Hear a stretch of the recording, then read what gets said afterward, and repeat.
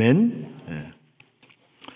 오늘 같이 읽은 에스라서 4장 7절로 24절 말씀을 근거로 해서 넘어뜨리는 자, 넘어서는 자라는 제목으로 하나님의 말씀 증거하겠습니다. 우리가 함께 읽은 지금 에스라, 그 바로 뒤에 성경이 느헤미야죠. 그리고 에스더 이렇게 되죠. 요 세 구약 성경은 공통점이 있어요. 주전 4세기, 5세기쯤에 그 페르시아라고 하는 나라를 간접적으로 배경으로 하고 있습니다. 그 성경은 바사 이렇게 표현하죠. 페르시아입니다. 지금의 이제 이란 그쪽이죠. 근데 이제 이 새 구약 성경을 이해하기 위해서 페르시아 그 바사의 4명의 왕 이름을 조금 기억하시는 게 좋아요. 그 4명의 왕 이름이 요 새 성경에서 자주 거론되니까 그 조금 기억하시면 성경 이해하는 데 도움이 되는데, 그 페르시아의 초대왕 이름이 고레스. 그 사람이 이 포로로 끌어갔던 이스라엘 백성들이 이제 자기 그 본토로 올 수 있는 칙령을 내린 왕입니다. 그래서 고레스. 그 다음에 두 번째가 이제 다리오 왕이고요. 세 번째 왕이 이제 우리가 잘 아는 아하수에로. 그게 누구냐면 에스더 왕비의 남편 되는 왕이에요. 그리고 네 번째가 이제 아닥사스다. 요 네 사람의 왕 이름은 조금 이렇게 기억을 해 두시면 그 성경을 읽을 때 그래도 낯설지 않고 이해가 됩니다. 한 번 더 해볼까요? 고레스, 다리오, 아하수에로, 아닥사스다. 이렇게 네 내용을 잘 기억하시면 좋습니다. 지금 이 우리가 함께 읽은 이 에스라서는 이제 그 배경을 잘 알잖아요. 그 당시에 강력한 그 패권국이었던 바벨론에게 이제 남유다가 망해서 이제 끌려갑니다. 거기서 그리고 무려 70여 년을 살았어요. 그러니까 우리 식으로 하면 2세, 3세까지 이제 이렇게 살게 된 거죠. 그런데 이제 고레스 왕이라는 사람의 마음을 감동해서 하나님이 이스라엘 백성들을 다시 예루살렘으로 오게 한 거죠. 근데 그거는 새삼스러운 게 아닌 게 다 하나님의 말씀에 예언이 되어 있던 것이에요. 예레미야서 같은 데서 예언하고 무려 그 훨씬 전에 이사야서 같은 데서도 그 예언이 되었습니다. 그래서 이스라엘 역사를 얘기하고는 우리 역대하 36장 22절하고 23절에 보면 고레스 왕의 말이 나옵니다. 자, 조금 읽어볼게요. 바사왕 고레스 원년에 여호와께서 예레미야의 입으로 하신 말씀을 응하게 하시려고 바사왕 고레스 마음을 감동시키심에 저가 온 나라에 공포도 하고 조소도 내려 가로되 바사왕 고레스는 말하노니 하늘의 신 여호와께서 세상 만국을 내게 주셨고 나를 명하여 유다 예루살렘 성전을 건축하게 하셨나니 너희 중에 무릇 그 백성단 된 자는 다 올라갈지어다 너희 하나님 여호와께서 함께 하시기를 원하노라 하였더라. 역대하 36장 22절 23절의 말씀이 요 고레스 왕의 말이 그대로 에스라서 1장 1절의 도입부가 되는 거죠. 그래서 두 번씩 성경은 지금 고레스 왕의 칙령을 이제 선언합니다. 고레스 왕은 꿈에도 몰랐을 거예요. 자기는 나라를 다스리는 자신의 어떤 정책으로 이런 칙령을 내렸다고 했는데 사실은 그게 아니죠. 하나님의 그 예언의 성취죠. 여러분 미국을 여러분이 결정을 해서 오신 것 같죠? 나도 그런 줄 알았어요. 저도 보다 더 큰 뜻을 펼치기 위해서 미국에 가야 되겠다. 저는 제가 선택해서 온 줄 알았어요. 근데 여기서 한 30년 살면서 느낀 거예요.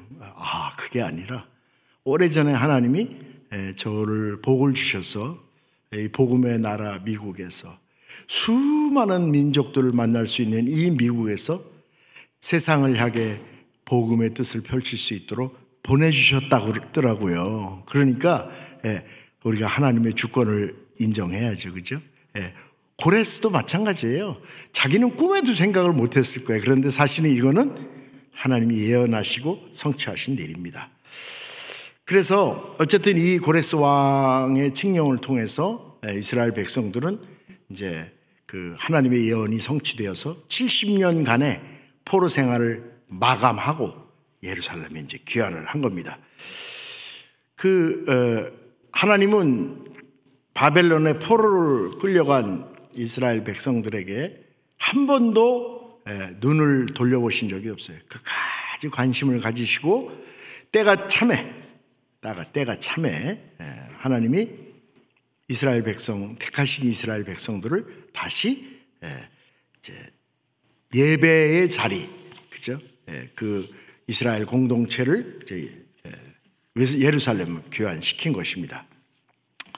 그런데 이들이 이제 예루살렘에 와서 하나님께 예배를 회복하면서 성전을 재건하려고 하는 이제 준비를 하죠.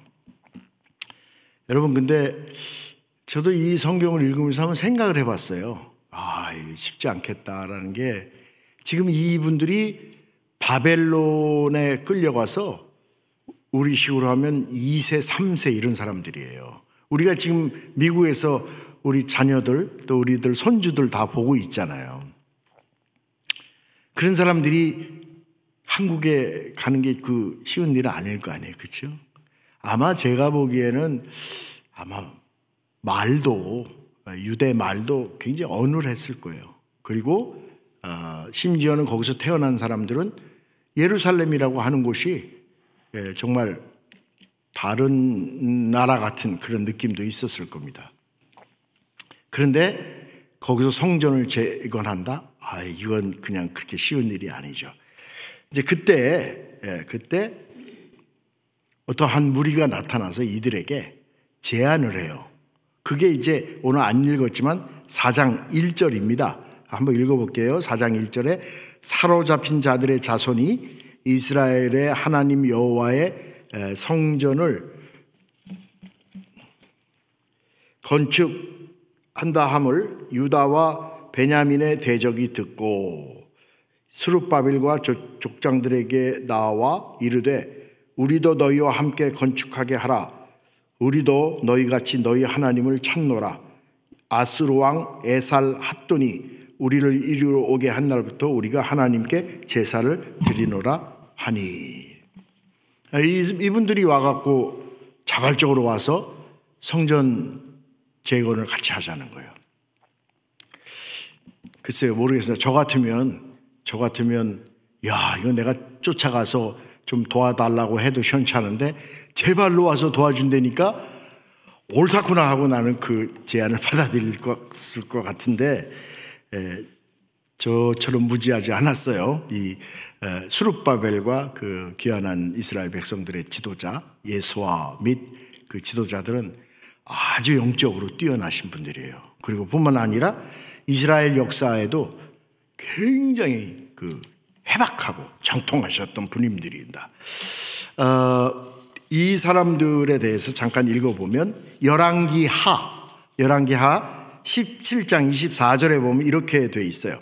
아스루 왕이 바벨론과 구다와 아와와 하맛과 스발 와임에서 사람을 옮겨다가 이스라엘 자손을 대신하여 사마리아 여러 성읍에 두매 저희가 사마리아를 차지하여 그 성읍에 거하니라. 이 무슨 말씀이냐면 예루살렘에서 이제 이스라엘 백성들을 바벨론 시대에 이제 끌고 갔잖아요. 가서 거기서 이제 이 아수르 왕이 이스라엘 민족 말살 정책을 해요. 근데 어떻게 하냐면 결혼을 통해서 그러니까 이제 통혼 결혼을 해요. 아수르 사람들하고 이스라엘 사람들하고 막 결혼을 시키는 거죠. 근데 그것도 모자라서 그 자기 아수르 사람들을 또 이스라엘의 예루살렘에 이주를 시켜요. 강제 이주를 시켜서 거기서 두 민족이 이렇게 막 섞이게 만드는 거죠. 그래서 혼합이 됩니다. 그런데 문제는 그분들이 피만 혼합이 된 게 아니에요. 뭐냐면 이 사람들이 예루살렘으로 옮겨갈 때 자기들이 섬기던 그 우상들을 가지고 가요. 오늘 그 얘기를 하는 거 아니에요. 그래서 그 여호와의 그 성전이 그냥 우상 숭배하는 산당으로 전락이 돼버릴 정도로. 그러니까 무슨 말이냐면 성전은 하나님만 섬겨야 되잖아요. 근데 하나님도 섬기게 되는 거예요. 이 구절을 제가 읽다가 예전에 저하고 가까이 지냈었어요. 그러다가 이제 일본에 이분이 외국대학교 1학과를 나와서 일을 잘하세요. 그래서 일본에 선교사를 가신 목사님이 계신데 이제 1년에 한 번씩 이렇게 안식월을 하셔서 이제 필라델피아 오셔서 오면 꼭 저하고 같이 교제를 하는데 목사님 선교 힘들고 어떠세요? 그랬더니 이분이 그러더라고요. 뭐 물리적으로 힘든 거는 그렇게 없대요. 일본은. 근데 굉장히 참 힘든 것 중에 하나가 있다는 거예요. 그래서 예를 듣는데 이제 현지 그 교회를 운영하시죠. 뭐 복음도 전하시고 목회도 하시고 하는데 신방을 하게 됐답니다. 교인들. 신방을 하게 됐는데 이분이 선교사님이 엄청난 충격을 받은 거예요. 왜냐하면 우리 식으로 하면 이제 뭐 집사님 뭐 이런 분들이죠. 참 착실하셨대요. 교회 와서 봉사도 하시고 뭐 헌금 생활도 잘 하시고 뭐 그냥 이렇게 아주 잘 이렇게 교회를 섬기시던 분인데 집에를 갔는데 그 대청마루에 그 우상신이 쫙 있더랍니다. 한 40-50개가 있더래요. 너무 놀란 거예요. 선교사님이 이제 거기서 이제 목회를 하니까 목사님이 너무 놀란 거예요. 그래서 그 성도한테 이게 다 뭐냐 그랬더니 그 사람 말이 걸작이에요. 뭐냐면 내가 섬기는 가시라는 거예요. 신이다. 그러면서 우리 예수도 여기 있다. 여기 보이지? 저 예수도 있잖아. 그러더라는 거예요. 그러니까 이 사람에게 예수 그리스도는 우리가 섬겨야 할 예수 그리스도 한 분이 아니에요. 그 많은 신 중에 예수 그리스도도 섬기는 겁니다. 이게 혼합주의예요. 너무 충격을 받은 거예요, 선교사님이. 그런데 그분만 그런 게 아니라 교회 안에 상당히 많은 그런 신자들이 있다는 걸 알게 된 거예요, 선교사님이. 그때부터 교회를 완전히 바꿨답니다. 그래서 뭐 매일 모이고요. 그냥 성경 공부에 그냥 뭐 하여튼 제자 훈련에 엄청난 노력을 기울였다고 그러더라고요. 그러면서 계속 강조한 게 뭐냐면 구원론, 신론, 기독론 이런 거예요. 그러니까 하나님이 누구신가? 우리가 왜 위일신 하나님만 섬겨야 하나? 왜 구원자 예수 그리스도가 이 땅에 오셔야 했냐? 막 이런 엄청난 교리적 성경 공부를 통해서 교회를 바로 잡아서 조금 이제 숨통을 텄다. 그런 얘기가 기억이 나더라고요. 지금 이게 그런 상태예요. 원론적으로 얘기하면 그죠? 이스라엘이 왜 아수르에 망해버리고 바벨론의 포로를 끌려갔습니까? 다 불신앙, 불순종, 우상숭배 이거에 의한 하나님의 징벌 때문이었잖아요. 그것 때문에 바벨론에서 70여 년 동안 정말 말할 수 없는 고통과 고생을 한 거죠. 그걸 누구보다도 잘 알고 있는 수룹바벨이나 예수아나 그 지도자들이 이 제안을 받아들일 리가 없죠. 받아들여서 성전을 건축해 봐야 그 성전은 뭐가 되죠? 아까 말씀드린 여호와 하나님도 섬기는 그냥 우상 숭배 산당이 돼버리고 마는 걸 뻔히 아는데 우리가 성전을 건축을 안 하면 안 했지 안 해. 이런 단호한 믿음으로 거절을 한 거예요. 그랬더니 바로 본색이 드러나죠. 4장 1절에는 그 사람들을 대적이라고 표현했어요. 대적. 여러분 대적이 무슨 말인지 알죠? 우리가 흔히 얘기하는 사탄이 대적이에요. 그리고 마귀는 또 뭘 하죠? 참소를 합니다. 거짓말로. 그래서 마귀는 참소자예요. 그 대적이 참소하는 장면이 오늘 요 본문에 나와 있습니다. 잠깐 한번 그 본문을 한번 볼까요? 4장 15절입니다. 4장 15절에 왕은 조상들의 사기를 살펴보시면 그 사기에서 이 성읍은 패역한 성읍이라 예로부터 그 중에 항상 반역하는 일을 행하여 왕들과 각도의 손해가 된 것을 보시고 아실지라 이 성읍이 무너짐도 이 때문이니라 이제 감히 왕에게 아뢰오니 이 성읍이 중건되어 성곽이 준공되면 이로 말미암아 왕의 건너편 영지가 없어지리라 하였더라. 그 조금 앞에 13절에는 이제 왕은 아시옵소서 만일 이 성읍을 건축하고 그 성곽을 완공하면 저 무리가 다시는 조공과 관세와 통행세를 바치지 아니하니 결국 왕들에게 손해가 되리라. 점령국에게 가장 민감한 게 여러분 이거 아니겠어요? 그 지배된 나라가 반역을 꾀하는 거. 그게 굉장히 민감하겠죠. 그 다음에 점령국 입장에서는 우리가 지배한 나라에서 받을 수 있는 그 유익, 베네핏이 뭐겠습니까? 돈이잖아요. 근데 그걸 어떻게 거둬들이겠어요? 세금으로 거둬들이는데 성전을 완공하면 이 사람들 분명히 세금 안 낼 겁니다. 그리고 또 이 사람들 분명히 반역할 거예요. 이렇게 이거를 사기를 보라는 거예요. 역사서를 읽어보면 이 이스라엘 민족은 계속 반역을 해왔던 민족이다. 그래서 이 성도 무너졌던 거다 하면서 어떻게 하죠? 프레임을 확 씌워버리는 거예요. 이게 마귀가 하는 참소입니다. 호사다마라 그러죠. 우리가 하나님 뜻에 맞는 좋은 일을 하면 반드시 원수는 우리를 이렇게 참소합니다. 지금도. 그래서 우리가 지혜가 필요해요. 어떤 지혜죠? 하나님의 뜻에 맞는 일을 할 때 예상을 해야 돼요. 원수 마귀가 반드시 우리의 일을 방해합니다. 제가 이제 전도를 늘 가는데 한 번도 제가 그 방해를 안 받은 적이 없어요. 복음을 다 증거하고 이제 예수 그리스도를 구주로 영접하는 그 타이밍이 딱 되면 전화가 와요. 희한하죠. 그럼 이 전화를 딱 받으면 이 친구는 저하고 복음을 나누었던 거는 아랑곳도 없고 돈 벌어야 되니까 갑니다. 또 실컷 복음을 전해서 같이 손 붙잡고 기도하려고 딱 그러면 누가 와서 부르러 와요. 야, 두 사람이 필요하다는데 같이 가자 이래요. 그러면 기도금 보고 다 팽개치고 쫓아가죠. 제가 전혀 당황하지 않습니다. 그게 뭐죠? 마귀 방해하는 거예요. 늘 예상하고 있습니다. 그런데 어쩌면 제가 한편으로는 되게 흡족할 때도 있어요. 뭐냐? 내가 하나님께 합당한 일을 하고 있구나. 여러분, 이게 지혜죠. 그렇죠? 그래서 어쨌든 이렇게 해서 성전을 방해합니다. 제가 이 본문을 읽으면서 마태복음 16장의 일이 생각났어요. 마태복음 16장에 보면 그 베드로 사도를 예수님이 아주 호되게 꾸짖는 장면이 하나 나오죠.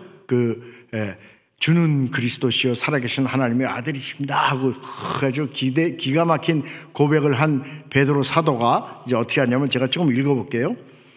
예수 그리스도께서 자기가 예루살렘에 올라가 장로들과 제사장들과 서기관들에게 많은 고난을 받고 죽임을 당하고 제3일에 살아날 것을 제자들에게 비로소 가르치니 베드로가 예수를 붙잡고 간하여 가로되 주여 그리 마옵소서 이 일이 결코 주에게 미치지 아니하리다. 예수께서 돌이키시며 베드로에게 이르되 사단아 내 뒤로 물러가라. 너는 나를 넘어지게 하는 자로다. 네가 하나님 일을 생각하지 아니하고 도리어 사람의 일을 생각하는도다 라고 말씀하셨어요. 예수님은 베드로 속에서 하나님의 이 구원의 완성을 이루어야 되는 그 십자가의 일을 방해하는 사단의 계략을 본 거죠. 예. 영적으로 밝은 이 귀한 이스라엘의 리더들은 그걸 알게 된 겁니다. 그래서 결국 어떻게 되죠? 예. 성전이 건축이 중단이 됩니다. 예. 근데 우리는 알죠? 다시 성전이 완공되죠. 예. 그 성전이 건축이 중단되면서 어두움이 찾아오죠. 그래서 요한복음 8장 44절에 보면 너희는 너희 아비 마귀에서 났으니 너희 아비의 욕심을 너희도 행하고자 하느니라. 저는 처음부터 살인한 자요 진리가 그 속에 없으므로 진리에 서지 못하고 거짓을 말할 때마다 제 것으로 말하니 이는 저가 거짓말자리요 거짓의 아비가 되었습니다. 또 요한복음 10장 10절에 보면 도적이 오는 것은 도적이 도적질하고 죽이고 멸망시키려는 것뿐이요 내가 온 것은 양으로 생명을 얻게 하고 더 풍성케 얻게 하렵니다.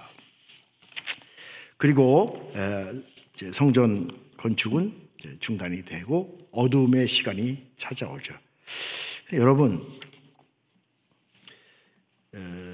이 어두움의 시간조차도 하나님이 계획하시고 주신 것이죠. 왜 그러죠? 이 어두움의 시간이 이스라엘 백성들에게, 귀환한 이스라엘 백성들에게 꼭 필요했기 때문입니다. 우리 인생도, 또 우리가 하는 사업처도, 또 우리 가정도, 심지어 교회도 어두움의 시간이 찾아올 수 있습니다. 어두움의 세력에 방해가 있을 수도 있습니다. 그럴 때 넘어뜨리려고 하는 자들 앞에 넘어질 것이냐, 넘어설 것이냐, 하나님이 우리에게 믿음을 준비하라고 얘기하십니다. 이 믿음을 통해서 우리의 믿음이 굉장히 강해지는 거예요. 저 자신도 일천한 제 삶도 돌아보면 이 어두움 때 그나마 그래도 버티면서 하나님께 믿음이 조금 이렇게 강해진 것 같습니다. 로마서, 우리가 잘 아는 로마서 5장 3절에 보면 이렇게 말씀합니다. 5장 3절 말씀 한번 읽고 말씀 마치겠습니다. 5장 3절입니다. 다만 이뿐 아니라 우리가 환난 중에도 즐거워하니 이는 환난은 인내를, 인내는 연단을, 연단은 소망을 이루는 줄 압니다. 여러분, 오늘 이 아침에 그렇게 유쾌하지 않은 메시지가 나왔어요. 그러나 우리가 즐겁든 즐겁지 않든 어두움은 우리를 그렇게 놔두지 않습니다. 그리고 또 우리에게 분명히 형통한 일만 있는 게 아니에요. 하나님의 뜻에 합당한 일을 했을 때 반드시 이런 어두움의 방해로 인해서 좌절할 수도 있고 낙심할 수도 있고 고통받을 수도 있어요. 어쩌면 이것이 평생 동안 우리를 쫓아갈 수도 있어요. 저도 눈의 시력을 잃고 참 많이 좌절했었어요. 사는 게 너무 불편해요. 그런데 어느 날 하나님이 저에게 은혜를 주시니까 이걸 통해서 제가 더 하나님 의지하고 이 일을 통해서 더 하나님께 매달리게 되었어요. 사랑하는 성도 여러분, 우리들의 가정과 우리들의 삶에, 우리들의 인생에 하나님이 주신 어려움이 있습니다. 그것이 고난이지만 그것이 동시에 선물이에요. 축복입니다. 그 선물을